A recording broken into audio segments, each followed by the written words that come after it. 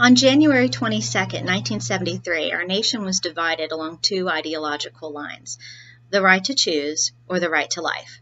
Roe v. Wade was the landmark Supreme Court decision that used the 14th Amendment to justify a woman's right to obtain an abortion.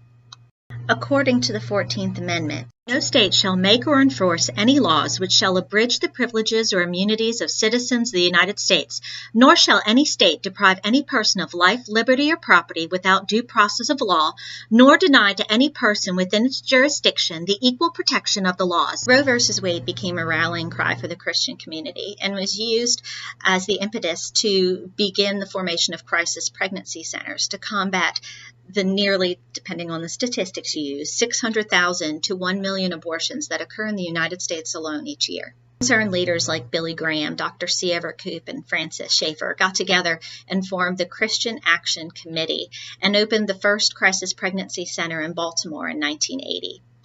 Christian men and women volunteer at these non-denominational centers and counsel women who are seeking an abortion or just don't know what to do in terms of a crisis pregnancy. When they counsel them, they provide them not only with emotional support, but also financial resources and materials as well. As I stated before, these centers are mostly non-denominational, and they're supported by the Catholic Church, evangelical Protestant churches, Baptist churches. It moves across theological lines.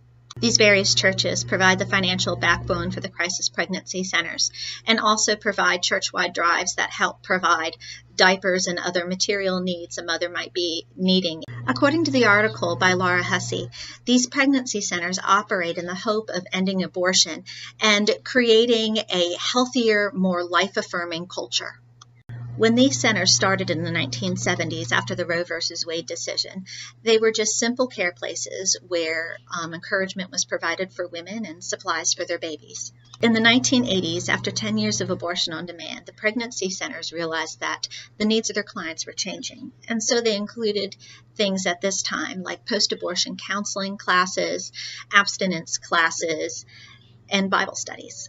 Currently, crisis pregnancy centers provide free pregnancy tests, information about pregnancy options, material resources, post-decision support, including parenting education and abortion recovery. And some centers offer specific medical services, such as consultation with a licensed medical professional, limited ultrasound for pregnancy confirmation, and testing for sexually transmitted infections and diseases. In Mary Meehan's article, she says that pregnancy centers are bad business for Planned Parenthood and the National Abortion Foundation. Their literature implies that almost all pregnancy centers are highly deceptive and that they either make up or exaggerate the effects of abortion on women. However, their charges can't be verified because the pregnancy centers at fault aren't even named. Abortion rights groups have tried to stop these centers from functioning in California, and in 2015, they passed the Reproductive Fact Act. This law cited concerns that organizations that encouraged women to carry their babies to full term when counseling individuals would confuse them or misinform them about their options. The act forced pregnancy centers to give women information about abortions and even provide a referral to an abortion doctor. On June 26th of this year, in a 5-4 decision, the Supreme Court said that this violated the First Amendment rights of the pregnancy centers. Justice Clarence Thomas, writing for the majority, stated that the law violated cardinal First Amendment principles.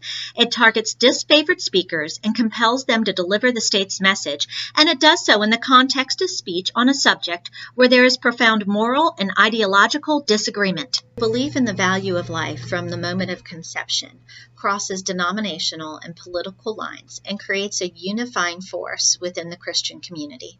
Life, they realize, is more important than any theological differences. Man is an image bearer of God, yet fallen and sinful. If that is true, then unborn children have worth from the moment of conception because they are created in the image of God. It should be the duty of Christians, then, to preserve life and love the hurting.